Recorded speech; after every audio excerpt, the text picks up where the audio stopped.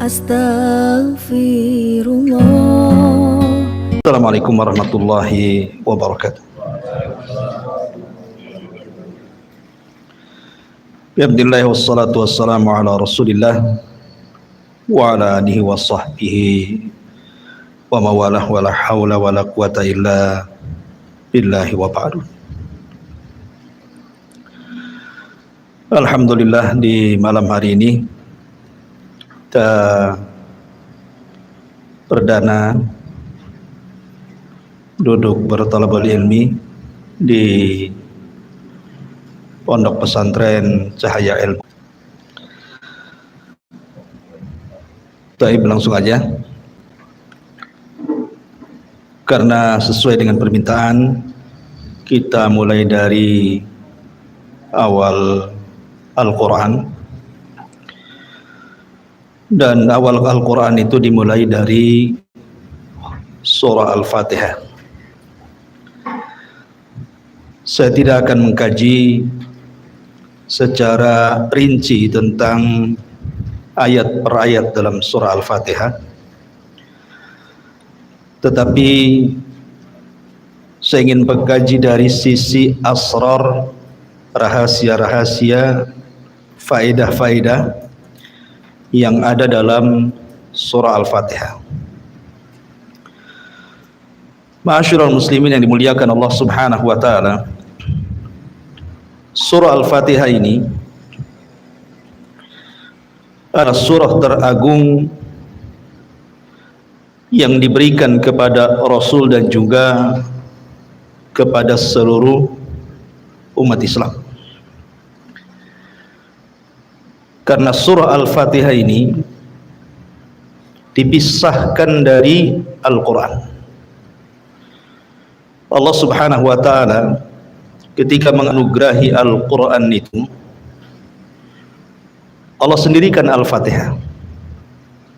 Makanya Nabi SAW bersabda, utitu, aku diberikan sab'al mathani wal Qur'anil azim, diberikan 7 ayat yang terulang dan juga Al-Quran. Padahal Fatihah itu bagian dari Al-Quran, tetapi Nabi SAW memisahkan. Jadi kita diberikan 2 nikmat. Al-Quran adalah nikmat, surah Al-Fatihah sendiri adalah nikmat. Kenapa demikian? Ada hadis yang menunjukkan tentang keistimewaan surah Al-Fatihah ini. Hadis ini dari Abdullah bin Abbas radhiyallahu anhuma. Ketika Nabi SAW sedang duduk, sami'a naqidan min fawqihi, tiba-tiba mendengar suara yang menggelegar di atas kepalanya, tentu dari langit maksudnya. Maka Nabi SAW langsung mengangkat kepalanya ke langit. Maka Jibril alaihi salatu wassalam kemudian mengatakan kepada Nabi SAW, itu adalah suara pintu langit yang terbuka. Pintu itu tidak pernah terbuka kecuali hari ini. Kemudian turunlah malaikat, dan malaikat ini tidak pernah turun ke bumi kecuali hari ini. Kemudian kata Jibril, malaikat mengucapkan salam dan mengatakan kepada dirimu, wahai Muhammad, abshir binuraini utitahuma lam yu'tahuma nabiyyun qabla. Bergembiralah wahai Muhammad, karena engkau diberikan 2 cahaya yang tidak pernah diberikan para nabi sebelummu. Kemudian Jibril mengatakan, Fatihatul Kitab wa khawatim surat Al-Baqarah. Pertama surah Al-Fatihah, dan yang kedua akhir daripada surah Al-Baqarah. Dalam riwayat, Nabi SAW mengatakan bahwa surat ini tidak pernah diturunkan dalam Taurat, tidak pernah diturunkan dalam Injil, bahkan tidak ada yang semisal dalam Al-Quran. Apa itu suratul Fatihah? Dari dua riwayat ini mengetahui bahwa surah Al-Fatihah ini surah teragung, karena tidak ada dalam Taurat, tidak ada dalam Injil, tidak ada dalam Al-Quran. Bahkan yang menurunkan surat ini malaikat yang belum pernah turun ke bumi. Makanya kenapa surah Al-Fatihah ini agung sekali, karena tidak terdapat dalam kitab-kitab langit. Ma'asyiral muslimin yang dimuliakan Allah Subhanahu wa taala, surah Al-Fatihah itu ada kalimat dalam ayatnya, iyyaka na'budu wa iyyaka nasta'in. Lihat domirnya di sini, kata gantinya. Allah Subhanahu wa taala tidak menyebutkan kata ganti dengan domir mutakallim. Artinya bukan kalimatnya iyyaka a'bud wa iyyaka asta'in, bukan, tetapi menggunakan nun. Nun itu artinya kami, jamaah.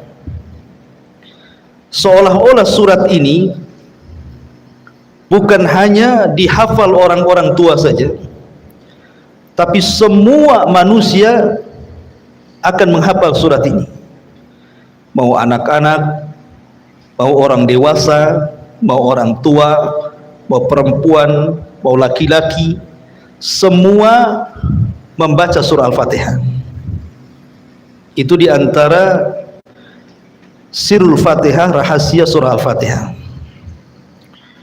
Ma'asyiral muslimin yang dimuliakan Allah Azza wa Jalla, bahkan diantara nama surah Al-Fatihah itu adalah Asy-Syifa, surat penyembuh. Ada sebuah riwayat dari Abi Sa'id Al-Khudri radhiyallahu anhu. Jadi suatu ketika Abu Sa'id Al-Khudri ini dan juga rombongannya pulang dari peperangan, kemudian kehabisan bekal, tidak ada makanan, tidak ada minuman, tidak ada apapun yang bisa mereka makan dan minum. Akhirnya kemudian mereka ingin bertamu ke salah satu dari daerah ataupun desa tertentu supaya orang-orang kampung itu menjamunya.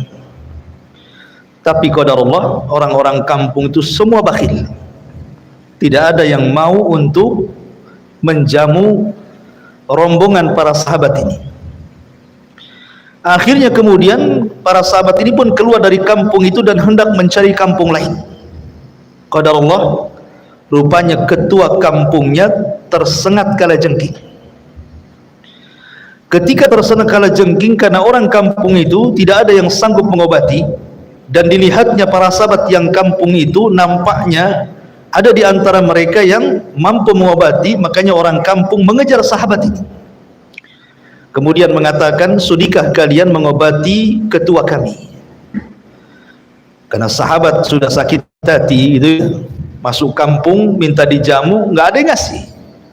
Sekarang pimpinannya terkena sengatan kalajengking, tiba-tiba minta diobati.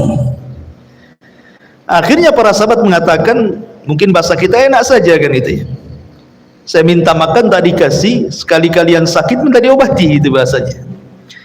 Akhirnya kemudian para sahabat mengatakan, ya, kami siap mengobati pimpinan kalian dengan syarat kalian harus memberikan imbalan kambing sekian dan sekian. Akhirnya kemudian salah seorang sahabat membacakan surah Al-Fatihah, kemudian diusap kepada bekas sengatan kalajengking itu, tiba-tiba sembuh. Sesuai perjanjian kalau sembuh ngasih kambing kan itu. Akhirnya kemudian dikasih kambing, kemudian mereka pun sebagiannya dimakan dan sebagiannya dibawa pulang. Ketika kemudian sampai di hadapan Nabi SAW, para sahabat ini bercerita. Maka apa kata Nabi SAW? Dari mana kalian tahu bahwa surat itu adalah suratul ruqyah, surat yang bisa meruqyah? Kemudian Nabi SAW, kalau begitu maka berikan bagian kambing kalian untukku juga. Rasul minta bagian dari sini.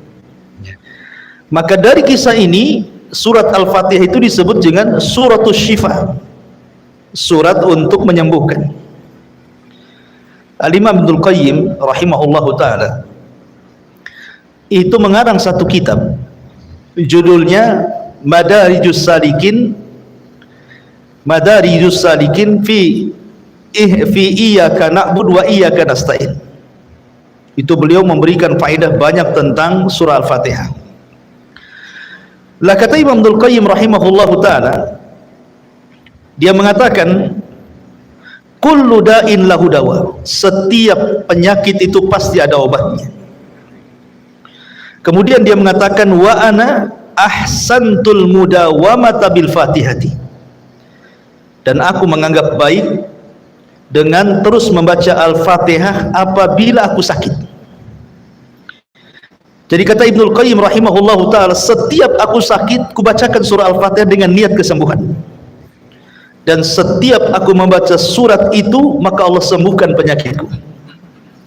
Ini kisah Ibnul Qayyim rahimahullahu ta'ala yang mempraktekkan surat itu, dan dia mengarang satu kitab namanya Madarijus Salikin fi iyyaka na'budu wa iyyaka nasta'in.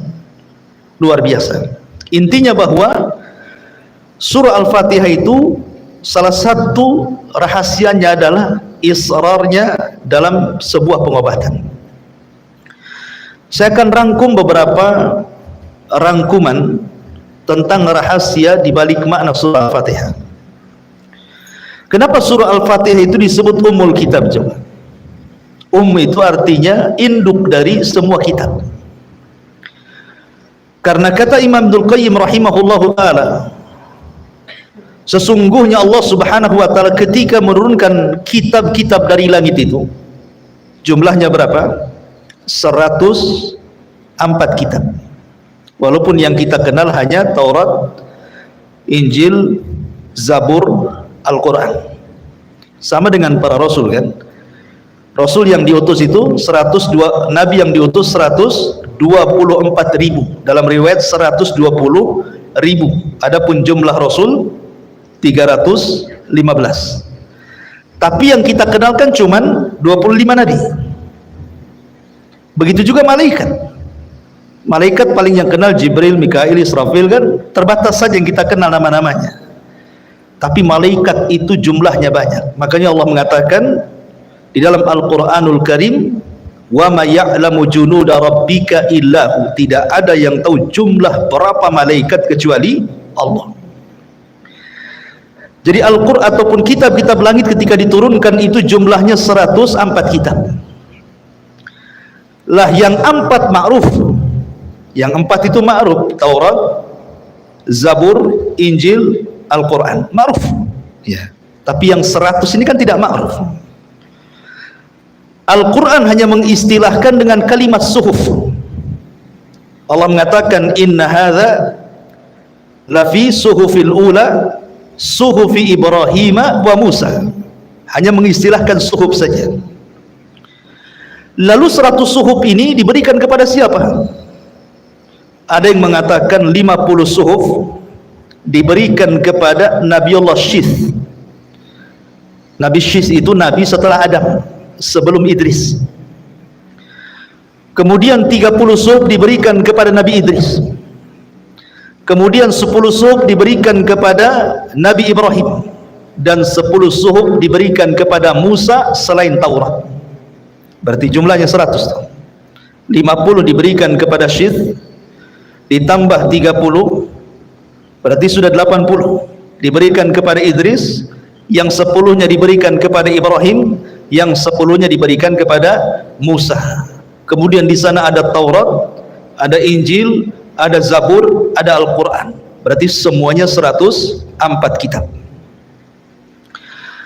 Kata para ulama, dari 100 kitab kalau digabungkan dengan Taurat, maka Allah subhanahu wa ta'ala ringkas menjadi hukum-hukumnya dalam kitab Injil. Dan 100 kitab yang ada dalam Taurat ataupun Injil, karena Zabur itu bukan kitab-kitab hukum. Kalau Zabur itu kan tipis, dia cerita tentang nasihat-nasihat saja. Lain dengan Injil dan Taurat gitu ya, memang lengkap seperti Al-Quran. Lah dari 100 kitab, 100 suhuf, kemudian ditambah dengan Taurat, kemudian dengan Zabur dan Injil, itu Allah Subhanahu wa taala ringkas di dalam Al-Qur'an. Lah Al-Qur'an sendiri Allah ringkas dalam satu surat yang disebut dengan Suratul Fatihah. Dan surat Al-Fatihah sendiri diringkas lagi dalam satu ayat, Iyyaka na'bud wa iyyaka nasta'in. Makanya kalimat Iyyaka na'bud wa iyyaka nasta'in mencakup seluruh kitab-kitab langit. Karena tujuan diturunkan Alkitab untuk apa? Wa ma khalaqtul jinna wal insa illa liya'budun. Kan tujuannya untuk ibadah. Maka ada pada kalimat Iyyaka na'bud wa iyyaka nasta'in. Lah surah Al-Fatihah itu terkandung seluruh kitab, terutama Al-Qur'anul Karim.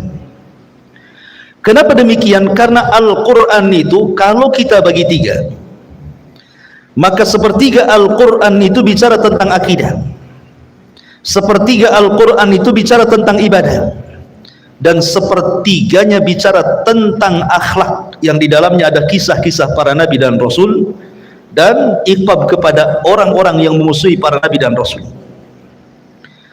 Tiga perkara ini ada pada surah Al-Fatihah. Kalau kita cerita tentang akidah, maka ada pada tiga ayat pertama surah Al-Fatihah. Alhamdulillahi Rabbil Alamin, Ar-Rahmanir Rahim, Maliki Yaumiddin. Ini bicara tauhid. Tauhid dari tiga tauhid, bicara tentang rububiyah, bicara tentang uluhiyah, bicara tentang asma dan sifat. Adapun rububiyah, Rabbul Alamin. Rabb, rububiyah diambil dari kata-kata Rabb, maka disebut rububiyah. Adapun uluhiyah, lillah. Uluhiyah itu diambil dari kalimat Allah menjadi uluhiyah. Adapun asma wa sifat, Ar-Rahman, Ar-Rahim. Ini yang pertama. Adapun yang kedua bicara tentang ibadah. Iyyaka na'bud wa iyyaka nasta'in. Hanya kepadamu kami beribadah dan hanya kepadamu kami meminta pertolongan. Kemudian yang ketiga bicara tentang akhlak. Ihdinas siratal mustaqim, siratal ladzina an'amta 'alaihim. An'amta 'alaihim, orang yang kau berikan nikmat itu siapa? Dalam ayat yang lain, minan nabiyyin wasiddiqin wasyuhada wassalihin. Orang-orang yang diberikan nikmat itu mereka para nabi, mereka para siddiq, mereka para syuhada, mereka orang-orang saleh, dan mereka adalah orang-orang yang pantas kita tiru akhlaknya. Makanya surah Al-Fatihah itu mencakup Al-Quran secara keseluruhan. Ini yang pertama. Kemudian yang kedua, surah Al-Fatihah ini mengajarkan kepada kita bagaimana caranya kita beribadah. Bagaimana caranya kita beribadah kepada Allah Subhanahu wa ta'ala. Pertama, ma'rifatullah, mengenal Allah Subhanahu wa ta'ala. Tiga ayat pertama mengenal Allah. Ya kan? Kan sebelum kita beribadah kita harus mengenal siapa yang kita ibadahi kan? Kalau anda beribadah kemudian tidak kenal siapa yang anda ibadahi, anda sedang beribadah kepada siapa? Kan itu ya. Kita ibadah ini harus tahu yang diibadahi siapa. Yang diibadahi adalah Allah. Makanya Allah ajarkan bagaimana cara beribadah. Sebelum kita mengatakan iyyaka na'bud, hanya kepada mulah kami beribadah, Allah kenalkan dulu siapa dirinya. Alhamdulillahi Rabbil Alamin, Ar-Rahmanir Rahim, Maliki Yaumiddin. Inilah ma'rifatullah dengan segala jenis tauhid yang saya sebutkan tadi. Kemudian yang ketiga, di dalam ayat ini juga, dalam surat Al-Fatihah ini juga diajarkan kepada kita bagaimana caranya kita meminta hidayah. Meminta hidayah. Kalau kita melihat hadis Nabi SAW tentang balasan orang yang membaca surah Al-Fatihah dalam sholat, kata Nabi SAW, Fatihah itu dibagi menjadi dua, separuhnya untuk Allah dan separuhnya untuk hamba. Kemudian Allah Subhanahu wa taala berfirman dalam hadis qudsi, kalau Anda membaca alhamdulillahirabbil alamin, segala puji hanya milik Allah, Rabb semesta alam, maka Allah akan menjawab apa? Hamidani abdi, hambaku sedang memujiku. Apabila kita membaca dalam salat kita Ar-Rahman Ar-Rahim, maka Allah jawab di langit, Asna alayya abdi, hambaku sedang mengagungkan diriku. Kalau kita membaca Maliki Yaumiddin, maka Allah Subhanahu wa taala akan jawab di langit, Majjadani abdi, hambaku sedang membesarkan diriku. Sampai di sini ini untuk Allah. Ya. Kemudian Allah mengatakan iyyaka na'bud wa iyyaka nasta'in. Allah jawab di langit apa? Hadza baini wa baina abdi wa li abdi mas'al. Hadza baini, ini dalam kalimat iyyaka na'bud, ini untukku, ibadah itu untuk Allah. Wa iyyaka nasta'in, ini untuk hambaku. Karena meminta pertolongan itu kita minta pertolongan kepada Allah. Wa li abdi mas'al, dan Allah berjanji akan mengabulkan hamba-hambanya yang meminta kepadanya. Ihdinas siratal mustaqim siratal ladzina an'amta 'alaihim ghairil maghdubi 'alaihim waladdallin. Sama, hadza baini, ini untukku, maksudnya hidayah milik Allah, ya kan? Karena kita tidak bisa memberikan hidayah kecuali irsyad, taufik itu milik Allah. Wa baina abdi, dan bagi hambaku, dengan cara terus berdoa meminta hidayah kepada Allah Azza wa Jalla agar dihindarkan dari sifat-sifat orang Yahudi al-maghdub dan juga sifat-sifat orang Nasrani al-zalim. Makanya dalam mazhab Syafi'i, dalam sebagian mazhab mereka mengatakan kalau antum sholat, karena dalam mazhab Syafi'i itu sholat wajib membaca Fatihah, mau dikeraskan imamnya, mau disirkan imamnya, makmum tetap baca Fatihah. Itu dalam mazhab Syafi'i. Kalau seandainya seorang makmum dia masbuk, kemudian imam sedang membaca surat, antum baru memulai Al-Fatihah, tapi antum sudah membaca 3 ayat pertama, kemudian imam ruku, itu sudah dianggap 1 rakaat. Kenapa? Karena hak Allah sudah antum penuhi. Bisa paham ya? Karena hak Allah antum sudah penuhi, ya. Tetapi kalau seandainya belum selesai baru alhamdulillah kemudian ruku, belum dianggap 1 rakaat. Paham kan? Ya, itu dalam mazhab Syafi'i seperti itu. Karena 3 ayat pertama itu hak Allah, kemudian 4 ayat setelahnya itu hak hambanya. Ma'asyiral muslimin yang dimuliakan Allah Azza wa Jalla, lah perhatikan dalam jawaban-jawaban Allah itu, Allah Subhanahu wa taala menjawab dengan 3 jawaban haknya. Pertama, hamidani abdi. Yang kedua, asna alayya abdi. Yang ketiga, majjadani abdi, hambaku sedang memujiku, hambaku sedang mengagungkan diriku, hambaku sedang membesar-besarkan diriku. Kalau dalam kehidupan kita setiap hari satu kita senantiasa memuji Allah dengan mengucapkan alhamdulillah, segala puja hanya milik Allah Azza wa Jalla.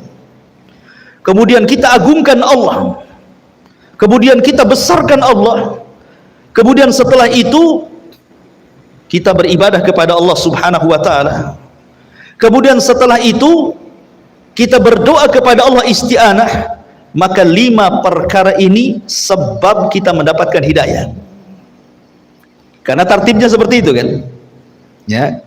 Tartibnya alhamdulillahirabbil alamin, berarti kita disuruh untuk memuji Allah. Ar-Rahman Ar-Rahim, disuruh mengagungkan Allah. Maliki Yaumiddin, disuruh membesarkan Allah. Iyyaka na'bud, disuruh beribadah kepada Allah. Wa iyyaka nasta'in, disuruh berdoa kepada Allah. Maka di situ Allah mengatakan ihdina. Kalau kita amalkan 5 perkara, maka kita dapat hidayah. Maka dalam surah Al-Fatihah ini terkandung bagaimana sebab kita mendapatkan hidayah. Yang ajibnya adalah dalam kalimat-kalimat Al-Fatihah, di situ ada Ar-Rahman Ar-Rahim, berarti sifatnya rahmah. Kemudian yang kedua, ada iyyaka na'budu wa iyyaka nasta'in. Kita disuruh al-ibadah, beribadah. Kemudian di situ ada kalimat al-hidayah, ihdinas siratal mustaqim. Kemudian di situ ada kalimat an'amta alaihim, nikmat. Ada rahmat, ada ibadah, ada hidayah, ada nikmat. Ini ada 4 kata dalam surah Al-Fatihah itu kan. Rahmat, kemudian yang kedua apa tadi? Ibadah. Kemudian yang ketiga hidayah. Kemudian yang keempat nikmat. Alladzi an'amta, nikmat. Dari sini bahwa kalau orang sudah diberikan rahmat oleh Allah, kasih sayang, kemudian dia melakukan ibadah, maka dia akan dapat hidayah. Setelah dapat hidayah, dipastikan diberikan nikmat. Itu maksudnya, ya. Kalau kita sudah mendapatkan rahmat dari Allah, dituntun untuk menghambakan diri kepada Allah, kemudian kita ibadah. Kemudian saat ibadah kita terus meminta hidayah kepada Allah Subhanahu wa taala, dan Allah pun beri, maka ujungnya antum akan diberikan nikmat. Nikmat dunia dan nikmat akhirat. Itulah lafaz-lafaz dalam surah Al-Fatihah. Ma'asyiral muslimin yang dimuliakan Allah Subhanahu wa taala. Bahkan rukun Islam pun terkandung dalam surah Al-Fatihah. Rukun Islam itu ada berapa? Ada 5. Syahadat, salat, zakat, puasa, haji. Dari mana kita tahu rukun Islam ini ada dalam surah Al-Fatihah? Pertama syahadat. Syahadat itu adalah tauhid. Dan tauhid terkandung pada 3 ayat pertama surah Al-Fatihah. Adapun sisanya salat, zakat, puasa dan haji itu ibadah. Terkandung padanya dalam kalimat iyyaka na'bud. Hanya kepadamu ya Rabb kami beribadah. Berarti mencakup salat, mencakup puasa, mencakup zakat, mencakup haji. Jadi rukun Islam ada pada surah Al-Fatihah juga. Ma'asyiral muslimin yang dimuliakan Allah Azza wa Jalla, bahkan lebih daripada itu, dalam surah Al-Fatihah ini terkandung ususul ibadah, pondasi-pondasi ibadah. Ibadah itu ada 2 perkara yang antum harus ketahui. Pertama, syurutul ibadah, syarat sah diterimanya ibadah. Yang kedua, arkanul ibadah, rukun-rukun ibadah.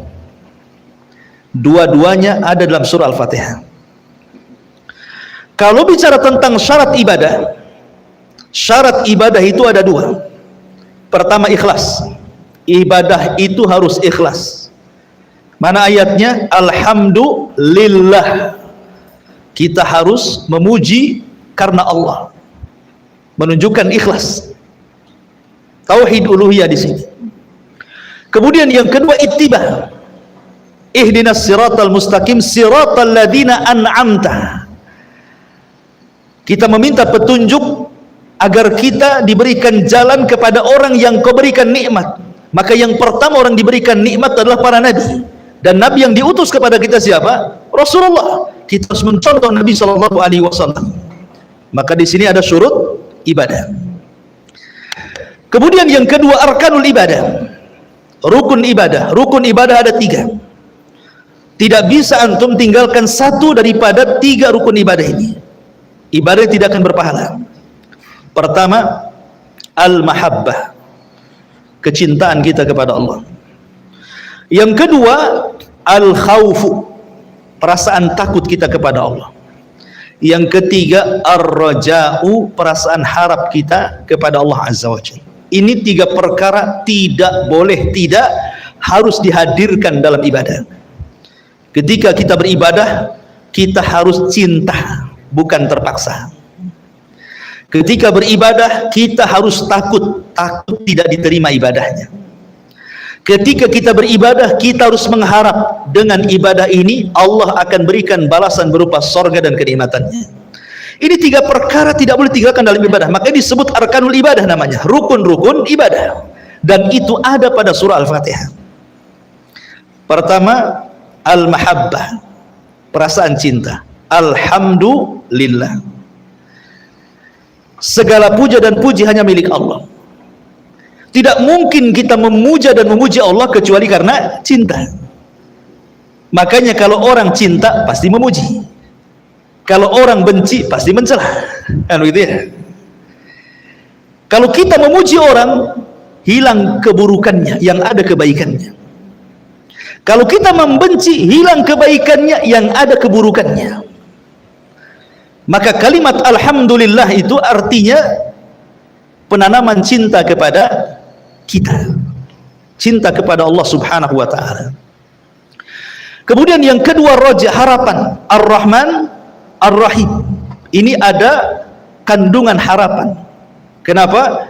Karena Ar-Rahman Ar-Rahim itu sifatnya sama, rahmat, artinya kasih sayang Allah subhanahu wa ta'ala kepada kita.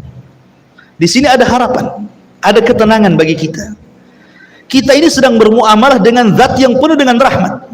Makanya segudang dosa yang kita lakukan, kalau kita menghadap Allah subhanahu wa ta'ala dan tidak membawa kesyirikan sedikit pun, tetap Allah terima taubatnya.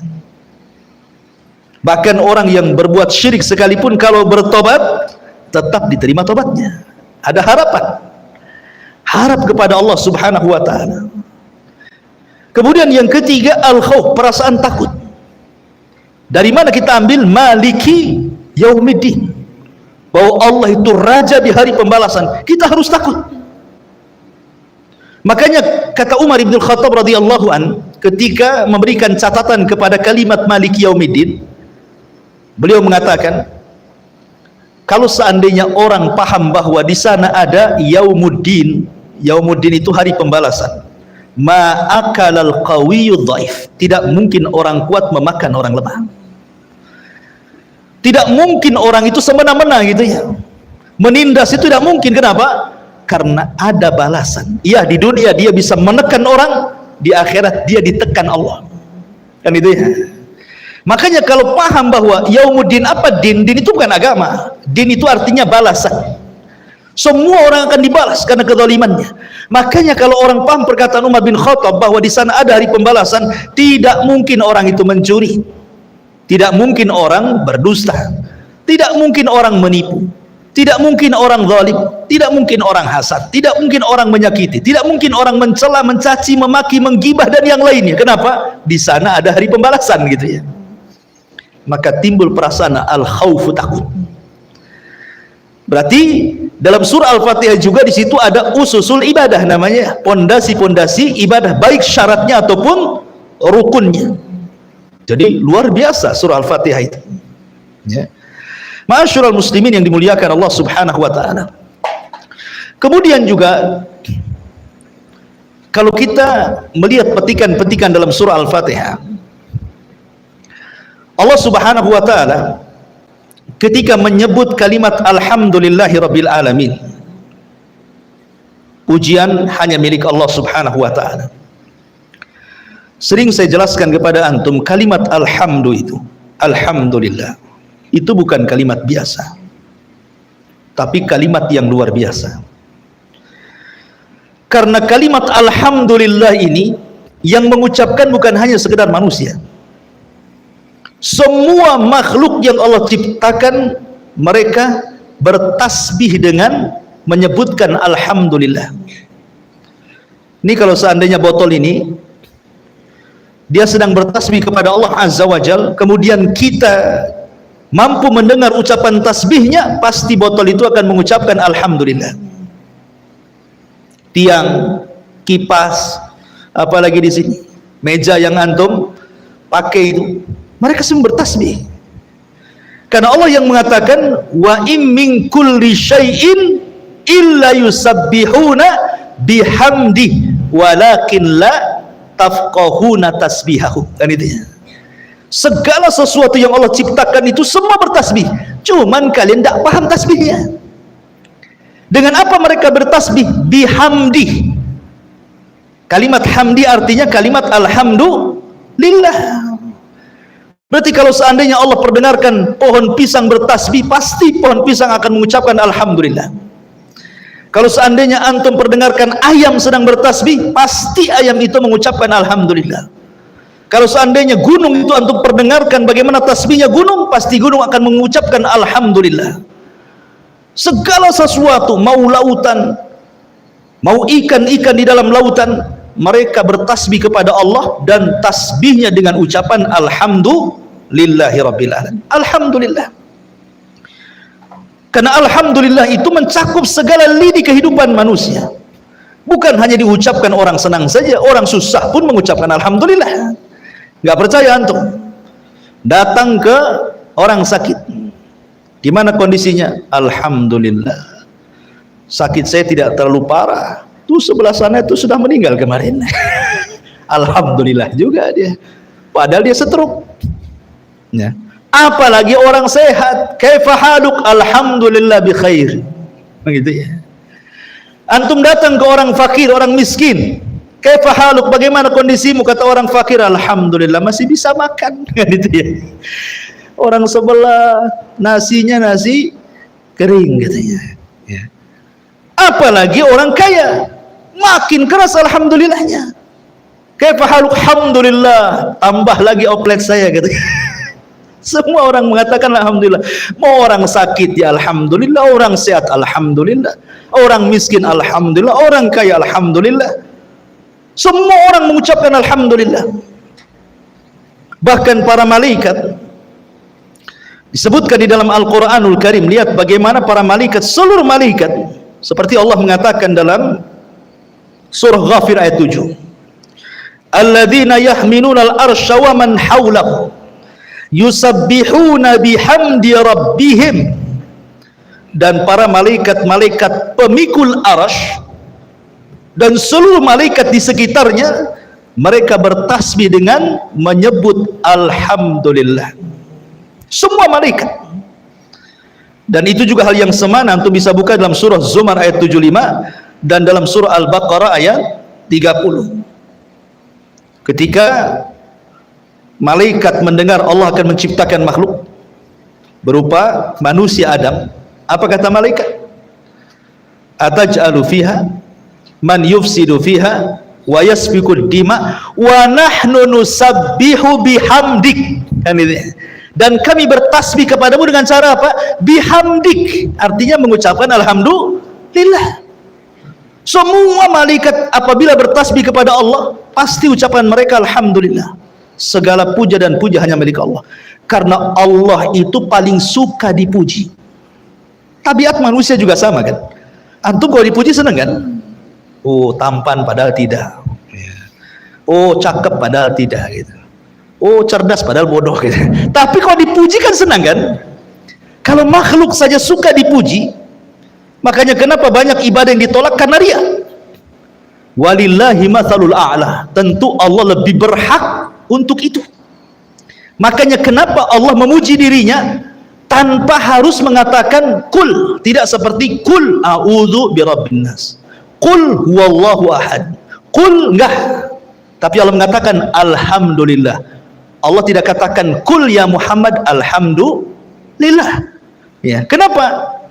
Karena tidak perlu Allah mengatakan katakan ya Muhammad alhamdulillah, karena Allah sendiri sudah memuji dirinya. Tidak perlu lagi kul katakan, karena Allah itu suka dipuji. Ma'asyiral muslimin yang dimuliakan Allah Azza wa Jalla, lihat para nabi.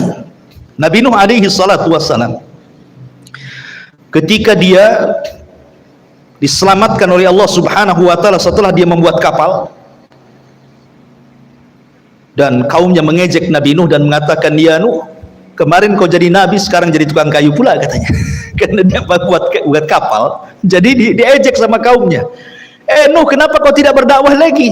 Asih sibuk buat kapal katanya. Kapalnya pula di padang pasir. Ya. Mana bisa kapal itu berjalan di padang pasir? Seperti seorang penyair Arab mengatakan apa? Tarjun najata walam tasliku masalikaha innas safinata la tajri 'alal yabas. Engkau mengharap keselamatan tapi tidak pernah menempuh jalannya. Bagaimana mungkin kapal laut bisa berjalan di padang pasir? Kan itu ya. Jadi Nuh itu dia membuat kapal di padang pasir. Sehingga kaumnya itu menganggap gila kalau buat perahu ya di laut sana, ngapain buat kapal di padang pasir. Kemudian mereka mengejek, ya Nuh, kemarin kau jadi nabi, sekarang kau jadi tukang kayu, katanya. Mereka tidak paham Nuh sedang mempersiapkan sesuatu yang Allah perintahkan karena kecongkakan umatnya. Ketika betul-betul kapal sudah jadi, tanda-tandanya sudah ada, maka Nuh kemudian memasukkan orang yang beriman dan binatang sepasang-pasang ke perahunya. Kemudian terjadi banjir bandang dan tufan ketika semua umatnya tenggelam, dan Allah selamatkan Nuh alaihi salatu wassalam. Apa kata Nuh dalam surah Al-Mu'min ayat 28? Allah katakan, faqulil hamdulillahilladzi najjana minal qaumi zalimin. Katakan ya Nuh, alhamdulillah. Allah mengatakan, katakan ya Nuh, alhamdulillah, yang telah menyelamatkan kami dari kaum yang zalim. Nuh disuruh mengucapkan alhamdulillah. Kemudian Nabi Ibrahim ini sudah tua dan juga istrinya sudah tua, mandul lagi, tidak mungkin punya anak. Makanya kemudian karena sudah putus asa tidak mungkin punya anak, Sarah mengatakan kepada Ibrahim, menikahlah kau dengan Hajar, mudah-mudahan kau punya anak. Akhirnya kemudian digaulilah Hajar, betul-betul hamil, punya anak Ismail. Rupanya selang beberapa waktu, akhirnya kemudian Sarah pun punya anak Ishak. Terkadang harus dipancing dulu ya. Jadi antum yang menikah lama tidak punya anak, coba poligami kayak Ibrahim. Lihat bagaimana Allah Subhanahu wa taala firmankan dalam surah Ibrahim ayat 39, alhamdulillah alladzi wahaba li 'alal kibari Ismail wa Ishaq inna rabbi lasami'ud du'a. Apa kata Ibrahim? Alhamdulillah, yang telah menghibahkan kepadaku, memberikan kepadaku di saat tuaku Ismail kemudian Ishak. Ibrahim mengucapkan alhamdulillah, kan itu ya. Kemudian juga kita lihat Nabi Daud dan juga Sulaiman. Nabi Daud itu dan Nabi Sulaiman ini kehususan nabi-nabi Bani Israel. Bani Israel itu terdiri daripada 12 putra Yakub dari 4 wanita. 12 inilah yang disebut dengan bapak-bapak Bani Israel, karena Israel sendiri adalah nama lain daripada Yakub. Yakub itu nama lainnya Israel, punya anak 12. Dari 12 ini punya anak, maka kumpulan anak-anaknya itu disebut Bani Israel. Tetapi dari putra-putra Yakub hanya ada 2. Satu turunannya jadi nabi, satu turunannya jadi raja semua. Pertama dari Lawi atau Lawa, semua jadi nabi. Ribuan para nabi terlahir dari Lawa ibn Yakub. Tetapi yang turunannya jadi raja dari Yahuda, yang turunannya disebut Yahudi, itu semua jadi raja sampai ke anak cicitnya. Tetapi Nabi Daud dan Sulaiman putranya itu menggabungkan 2 keistimewaan, raja plus nabi. Kalau yang lain kan raja ya raja saja, nabi ya nabi saja. Tapi Nabi Daud dan Sulaiman itu menggabungkan 2 nikmat itu, nikmat raja dan nikmat nabi. Allah Subhanahu wa taala mengingatkan akan nikmat yang Allah anugerahkan kepada Daud dan juga Sulaiman. Apa kata Allah dalam Al-Qur'an? Walaqad ataina Dawuda wa Sulaimana ilma wa qala alhamdulillahilladzi faddalana ala katsirin min ibadihil mu'minin. Dan sungguh kami telah berikan kepada Daud dan Sulaiman pengetahuan luas soal dunia dan akhirat. Dunia jadi raja, akhirat jadi nabi, kan itu. Kemudian keduanya mengatakan alhamdulillah, segala puja dan puji itu hanya milik Allah yang telah mengutamakan kami atas kebanyakan hamba-hamba Allah yang beriman. Nabi Sulaiman dan Daud mengucapkan alhamdulillah, kan itu. Bahkan Nabi SAW juga disuruh oleh Allah Subhanahu wa taala untuk mengucapkan alhamdulillah. Seperti Allah mengatakan, "Qulil hamdulillah wa salamun ala ibadihi alladziina astafallahu khairun amma yusyrikun." Dalam surah An-Naml ayat 59. Katakan ya Muhammad, alhamdulillah. Rasul disuruh memperbanyak ucapkan alhamdulillah. Bahkan kalimat yang pertama diucapkan Nabi Adam adalah alhamdulillah. Jadi ketika Allah Subhanahu wa taala menciptakan Adam, diutus malaikat Jibril, Mikail, dan malaikat-malaikat yang untuk mengambil tanah di bumi ditolak sama bumi. Nggak boleh. Ketika diutus malakul maut, bumi tidak bisa apa-apa. Sehingga malakul mautlah yang mengambil tanah-tanah dengan berbagai macam sifat dan warnanya dari bumi diangkat ke langit. Itulah bahan baku Adam. Karena bahan baku Adam itu dari sifat-sifat bumi, ada yang keras, ada yang lembut, ada yang becek gitu ya mungkin bahasa kita. Ada yang tanah hitam, ada yang tanah putih, ada yang merah, dan macam-macam warna tanah. Makanya sifat manusia sama dengan sifat tanah. Makanya tanah, ada orang yang keras, oh mungkin dari tanah keras gitu ya. Ada yang lembut, mungkin dari yang becek-becek gitu, lempung-lempung gitu ya. Ada yang hitam, oh mungkin dari tanah hitam. Ada yang putih, mungkin dari tanah putih. Ada yang kehitaman, keputihan atau belang, mungkin campuran gitu.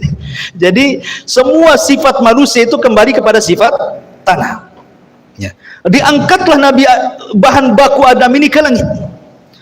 Kemudian Allah sendiri yang membentuknya. Ingat, Allah sendiri yang bentuknya. Itulah keutamaan Adam, dibentuk oleh Allah. Allah yang bentuk. Makanya Allah mengatakan laqad khalaqnal insana fi ahsani taqwim. Sungguh kami, kata Allah, menciptakan manusia dengan sebaik-baik bentuk. Adam diciptakan sebaik-baik bentuk. Makanya manusia itu paling indah ciptaannya dibandingkan semua makhluk Allah yang Allah ciptakan di bumi. Coba perhatikan binatang. Tidak ada binatang itu yang bisa berdiri di antara dua kaki. Sebutkan binatang apa? Dia bisa berdiri dengan dua kaki, berjalan tegap gagah seperti manusia. Tidak ada. Sapi 4 kaki, kambing sama, ya kan? Ular tak punya kaki lagi dia. Dia pakai perut jalannya kan itu ya. Apalagi kera, ya. Kera juga tidak bisa 2 kaki tegap, sekali-kali aja dia. Ya. Kucing apalagi bisa dia berdiri waktu atraksi saja. Habis itu dia tidak ada ceritanya binatang itu yang berdiri dengan 2 kaki dengan tegap kecuali manusia kan. Karena memang manusia itu fi ahsani taqwim. Allah sendiri yang bentuk. Lah ketika Allah Subhanahu wa taala memasukkan ruh kepada Adam di hadapan para malaikat, pertama kali Adam itu bersin. Haji gitu. Ya. Apa kata Allah? Qul ya Adam alhamdulillah. Katakan ya Adam alhamdulillah. Berarti ucapan yang pertama Nabi Adam keluar dari mulutnya itu alhamdulillah. Maka Allah mengatakan yarhamuka rabbuk. Rabbmu memberikan rahmat kepadamu Adam. Makanya jadi sunnah kalau orang bersin baca alhamdulillah, di sampingnya mendoakan yarhamukallah. Tapi dari sini menunjukkan bahwa Adam membaca alhamdulillah. Pertama ucapan keluar dari mulut Adam itu alhamdulillah. Bahkan bukan hanya malaikat, Adam, para nabi, orang yang masuk neraka saja mereka mengucapkan alhamdulillah. Kenapa orang masuk neraka mengucapkan alhamdulillah? Penduduk neraka ketika mengucapkan alhamdulillah bukan karena senang, tetapi karena mereka dimasukkan ke dalam neraka bukan karena kezaliman Allah, tapi karena keadilannya. Ya. Allah itu ketika mengadab manusia bukan karena kezaliman, bukan karena Allah zalim kepada makhluk, tidak, itu semua karena keadilannya. Sebab kalau Allah menyiksa karena kezalimannya, habis manusia itu. Makanya penduduk neraka masih mengucapkan alhamdulillah, apalagi penduduk surga. Bahkan orang yang pertama keluar dari kubur, orang-orang yang beriman ketika dibangkitkan tiupan sangkakala yang kedua, ketika manusia bangkit dari kuburannya, apa kata Allah? Allah Subhanahu wa taala berfirman, yauma yad'ukum Yauma yad'ukum fatastajibuna bihamdi wa tadhunnuna illa bistum illa qalila. Dalam surah Isra 52. Pada hari ketika Allah memanggil kalian, maksudnya membangkitkan kalian dari kubur-kubur kalian. Kemudian fayastajibun, maka kalian pun kemudian bangkit dari kuburan, kemudian kalian mengucapkan alhamdulillah. Orang-orang yang beriman ketika bangkit dari kuburan mengucapkan alhamdulillah.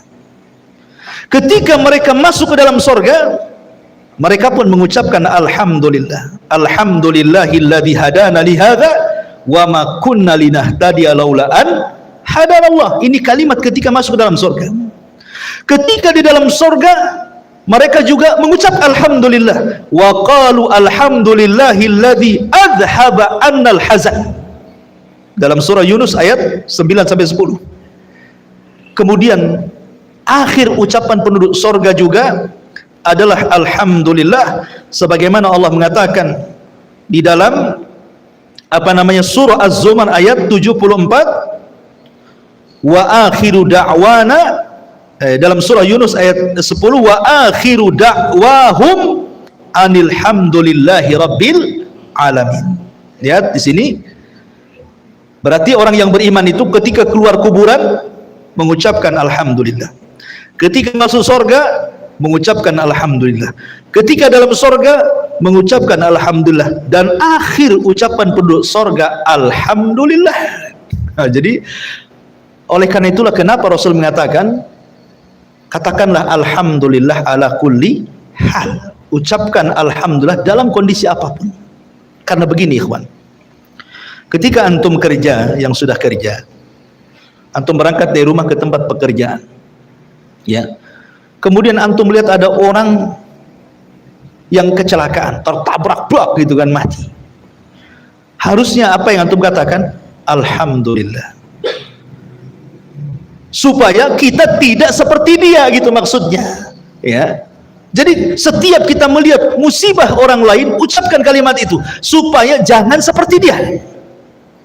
Karena bisa saja terjadi kepada kita. Kita ini sudah hati-hati, ya. Lampu sudah hijau, antum lewat, rupanya yang lain melanggar antum. Bisa saja terjadi kan? Ada orang makanya di jalan ini repot, antum mau ngebut nabrak orang, lambat pula ditabrak orang. Itulah jalan raya. Dan jalan raya itu tempat kematian paling banyak hari ini. Padahal di zaman Rasul tidak ada orang mati di jalan. Makanya sering saya katakan di zaman Rasul tidak ada orang mati di jalan, karena nggak ada unta nabrak keledai, gitu ya. Zaman sekarang truk nabrak tronton, gitu ya, beca ditabrak sama mobil, macam-macam. Makanya kalau melihat musibah, ucapkan alhamdulillah supaya tidak terkena musibah itu. Antum masuk nih, pulang dari ngaji, masuk ke rumah, istri sehat, anak-anak sehat, tidak terjadi kebakaran di rumah, tidak jadi apapun di rumah, tidak kemalingan, ucapkan alhamdulillah. Supaya apa? Supaya selamat terus rumah itu. Itu maksudnya. Itu bentuk syukur. Bukan Allah mengatakan kan, la in syakartum la azidannakum. Kalau engkau banyak bersyukur, ku tambah. Jadi kalau kita masuk rumah melihat kondisi semua baik, alhamdulillah, insya Allah Allah tambah. Kalau sekarang istri antum satu, Allah tambah, alhamdulillah. Kata akhwat, inna lillah wa inna ilaihi rajiun. Masyarul muslimin yang dimuliakan Allah. Intinya kalau kita kupas, alhamdulillah, banyak kan nih rahasia-rahasia dalam surah Al-Fatihah ini, ya. Masyarul muslimin yang dimuliakan Allah Azza wa Jalla. Ar-Rahman Ar-Rahim. Ar-Rahman Ar-Rahim ini bukan kalimat biasa, ya. Minimalnya kita ucapkan 17 kali dalam sholat kita kan, dalam sholat wajib saja, belum sholat-sholat sunnahnya. Karena Ar-Rahman Ar-Rahim itu kalau antum perhatikan, kita memperhatikan maknanya, seolah-olah kita sedang diliputi rahmat Allah, kasih sayang Allah subhanahu wa ta'ala. Kasih sayang Allah itu banyak sekali, ikhwatu fiddin, muliakan Allah azza wa jalla. Sampai-sampai Nabi SAW ketika bicara tentang rahmat Allah subhanahu wa ta'ala, Allah itu memiliki mi'atu rahmah, 100 rahmat. Kemudian anzala minha rahmatun wahidah, tapi yang diturunkan ke bumi cuma satu. Bayangkan, Allah itu punya 100 rahmat kasih sayang, tapi yang diturunkan ke bumi cuma satu. Tapi dengan satu ini saja kita bisa melihat bagaimana seorang ibu menyayangi anaknya, ya kan? Bagaimana seorang bapak menyayangi anak-anaknya, bagaimana seorang anak cinta dengan ayahnya, bagaimana sesama binatang saling sayang. Kita lihat satu saja kita melihat luar biasa, ya, rahmat bagi manusia itu. Bagaimana orang masuk surga? Yang rahmat Allah itu 99 kan di sana. Yang satu saja kita bisa melihat bagaimana kasih sayang manusia dengan manusia yang lain itu luar biasa. Seperti ada di zaman sahabat itu yang menggendong ibunya haji dari awal manasik sampai selesai karena cintanya dengan ibunya. Uwais ibn Qaran, Uwais al-Qarani itu seorang kibarut tabi'in, hidup di zaman Nabi. Sebenarnya dia bisa jadi sahabat, tinggal datang dari Yaman ke Madinah berjumpa dengan Nabi, jadi sahabat dia kan. Karena syarat jadi sahabat itu harus melihat Nabi, beriman kepada Nabi, dan mati di atas agama Nabi. Itu sahabat namanya. Tapi Uwais al-Qarani bela-bela dia birrul walidain, sayangnya dengan ibunya sampai mengalahkan semuanya, ya. Begitulah rahmat ditanamkan oleh Allah Azza wa Jalla. Pada satu rahmat itu yang diturunkan, tetapi untuk satu dunia, mencakup ke binatangnya, mencakup ke manusianya, dan begitu seterusnya. Bagaimana di sorga yang 99 rahmat itu? Di dunia saja kita sudah tenang, apalagi orang tua punya 5 anak, semua anaknya berbakti, tenang rasanya gitu ya. Itu rahmat Allah itu. Gimana di sorga yang 99 itu kan, ya. Jadi kalimat Ar-Rahman Ar-Rahim ini bicara tentang rahmat, bicara tentang rahmat, kasih sayang Allah Subhanahu wa Ta'ala kepada kita. Sehingga kalau kita yakin Allah itu sayang dengan kita, ikhwatu fiddin, maka tidak ada orang yang putus asa di dunia ini. Nggak ada. Kebanyakan orang yang putus asa itu karena tidak paham kalimat Ar-Rahman Ar-Rahim ini. Apalagi seperti tadi yang saya jelaskan, Maliki Yaumiddin, ditanamkan sifat takut gitu ya. Kalau orang paham dengan kalimat Maliki Yaumiddin, maka dia akan bisa menanamkan tingkatan Islam tertinggi dalam Islam. Apa? Muraqabah. Jibril bertanya kepada Rasul, apa itu Islam? Apa itu iman? Apa itu ihsan? Kan itu ya. Berarti tingkatan Islam itu ada 3. Dimulai dari Islam, kemudian iman, kemudian ihsan. Berarti paling tinggi itu ihsan. Dalam Islam itu paling tinggi ihsan. Ihsan itu artinya merasa diawasi Allah. Dan kalau kita paham Maliki Yaumiddin, berarti Anda sedang dididik ihsan, ya, tingkatan muraqabah yang luar biasa. Sebab kalau seandainya kita paham kalimat Maliki Yaumiddin, tidak ada di dunia orang ini berbuat jahat, ikhwan. Tenang di dunia ini. Yang mencuri nggak jadi, takut nanti dibalas di akhirat. Yang mau berbohong nggak jadi, yang mau nipu nggak jadi, yang mau korupsi nggak jadi, yang mau berdosa nggak ada jadi, mau bergibah nggak jadi. Tenang dunia ini, nggak ada kejahatan kalau paham Maliki Yaumiddin.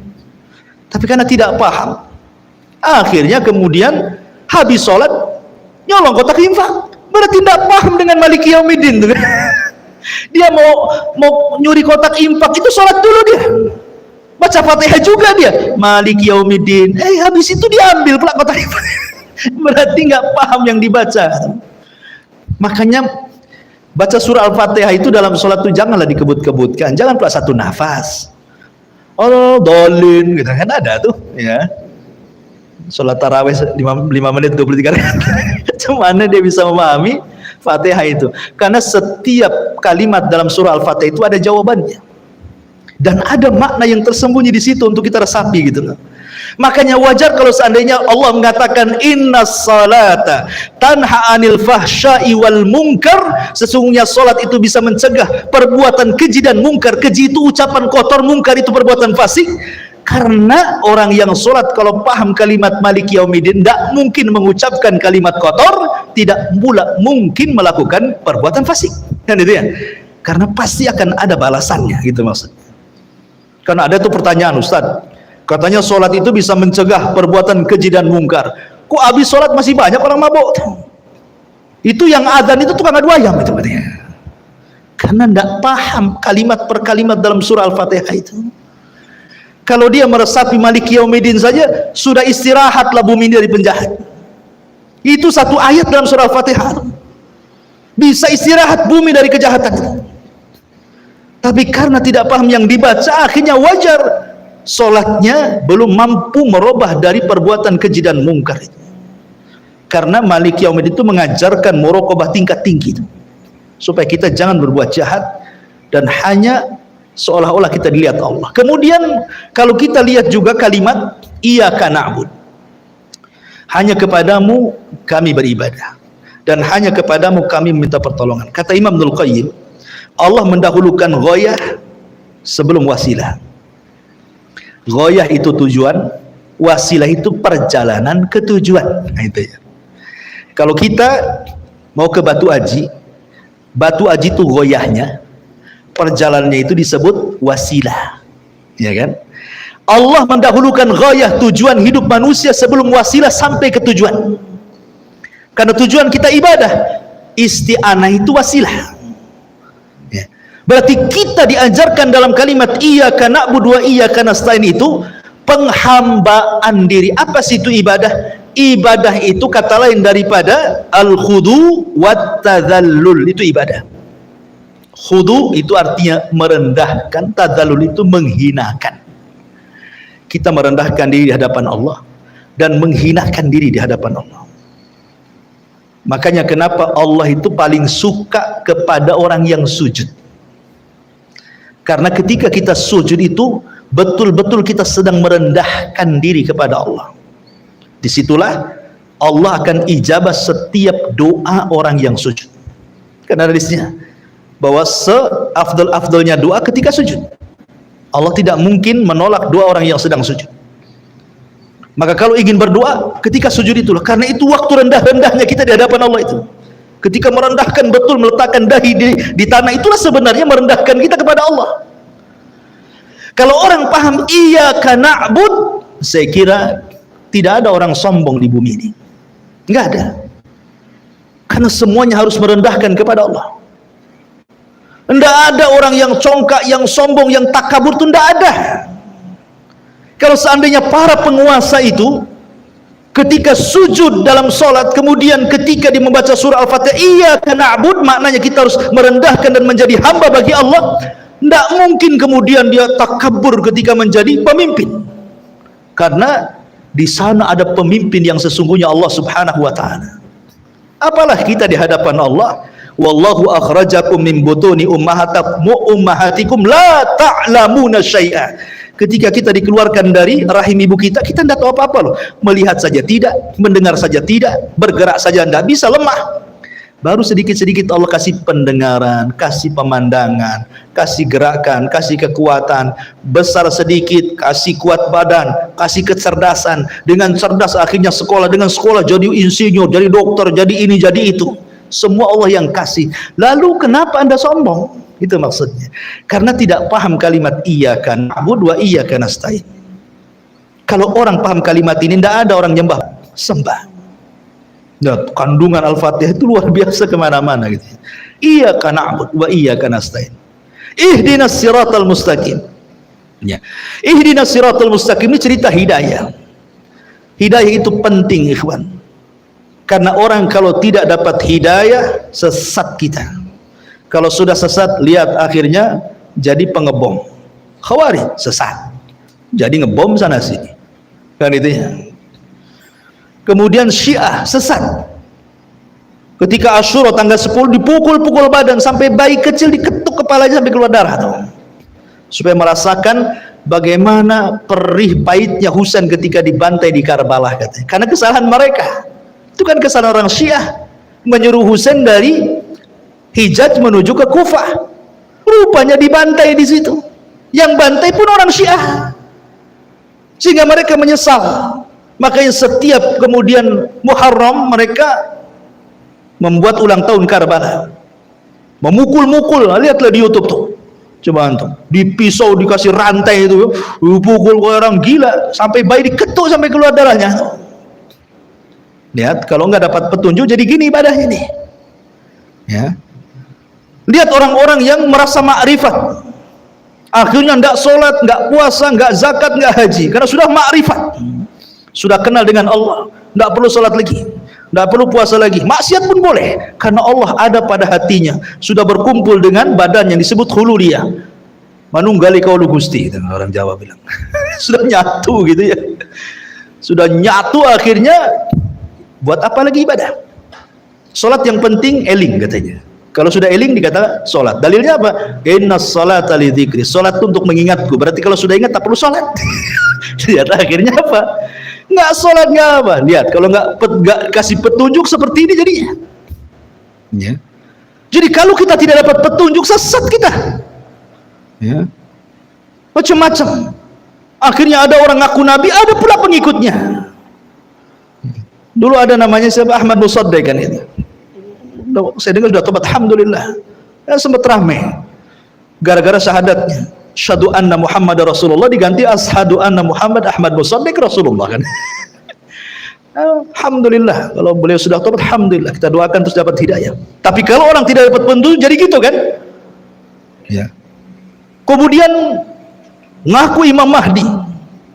Baru-baru ini kan ada orang yang mengklaim bahwa ada seorang yang mengaku Imam Mahdi, ciri-cirinya ada pada dia katanya, dan sekarang sedang membuat pembaiatan di hotel tingkat tiga ya, baiat. Kalau tidak dapat baiat maka dia jadi pengikut Dajjal. Kenapa baiatnya manjur? Karena dia sudah koordinasi dengan Nabi Khidir dan Nabi Muhammad katanya. Jadi panitia itu Nabi Khidir. Coba antum loh, kalau nggak dapat hidayah jadi gini, halu, menghayal, ya kan? Menghayal jadi kemana-mana jadinya. Itu bahaya kalau nggak dapat hidayah itu.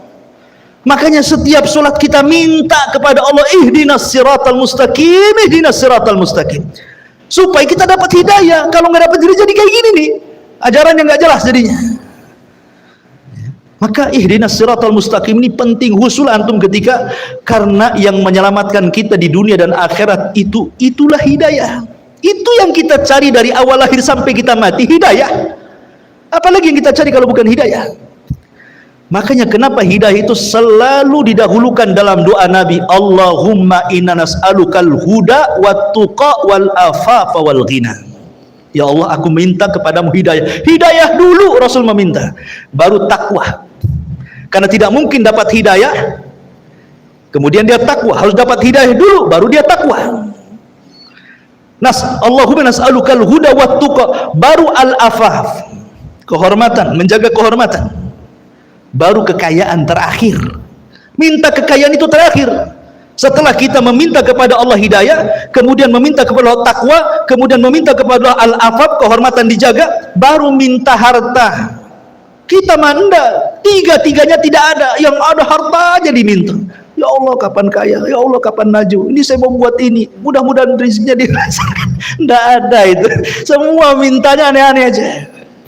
Jadi ihdinas siratal mustaqim itu luar biasa. Siratal ladzina an'amta 'alaihim ghairil maghdub. Maghdub ini majhul, maghdub maf'ul, fa'ilnya disembunyikan. Ya. Ketika Allah Subhanahu wa taala menyebutkan orang-orang yang diberikan nikmat, Allah tampilkan pelakunya, an'amta. Tak di situ pelaku. Orang yang engkau ya Allah beri nikmat. Jadi ketika Allah menyebutnya orang-orang yang diberikan nikmat, dimunculkan pelakunya. Siapa mereka? Para nabi, para siddiqin, para syuhada, orang-orang saleh. Tapi ketika Allah menyebut orang Yahudi dan Nasrani, Allah tidak sebutkan pelakunya. Al-maghdub, yang dimurkai. Kenapa Allah tidak katakan orang-orang yang engkau murkai ya Allah, ditampakkan pelakunya? Tidak, menggunakan majhul. Karena hinanya mereka di mata Allah. Karena orang-orang Yahudi itu maghdub, memang betul-betul dimurkai. Kenapa mereka dimurkai? Karena orang Yahudi itu diberikan kecerdasan yang tidak diberikan kepada umat yang lain. Tetapi mereka disesatkan sesat-sesatnya karena mereka sesat. Mereka tidak mau mengamalkan ilmunya walaupun banyak ilmu. Terbalik pula dengan Nasrani, dhalun wala dhalin. Dhal itu artinya sesat karena tak punya ilmu, rajin pula ibadah. Ya, kalau Yahudi banyak ilmu, tidak mau ibadah. Islam itu agama wasitiyah, harus tengah-tengah. Berilmu juga, beramal juga. Makanya Allah mengatakan wal asri innal insana lafi khusrin illa alladziina amanu. Maksudnya orang-orang yang berilmu wa amilus shalihat, orang-orang yang beramal soleh dengan ilmunya. Baru setelah itu berdakwah wa tawassaw bil haq.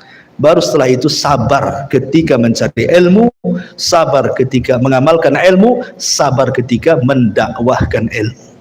Inilah diantara rahasia daripada surah Al-Fatihah. Insyaallah kita mulai nanti dari surah Al-Baqarah, baru kita akan jelaskan tafsir ayat per ayat, kalimat per kalimat. Karena surah Al-Fatihah ini kalau kita bahas juga, itu satu ayat satu pertemuan kan. Jadi adalah kita global saja surah Al-Fatihah. Insyaallah nanti ketika surah Al-Baqarah baru kita masuk tafsirnya. Silahkan kalau ada yang mau bertanya. Mungkin diantara antum yang bertanya, silahkan.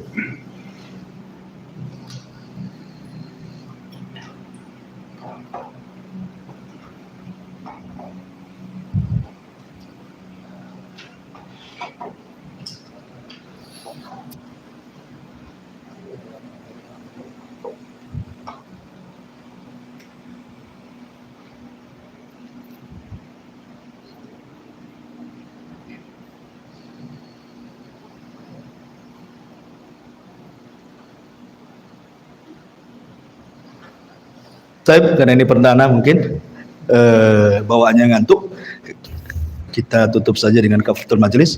Subhanakallahumma bihamdika asyhadu an la ilaha illa anta astaghfiruka wa atubu ilaik. Allah ta'ala. Assalamualaikum warahmatullahi wabarakatuh.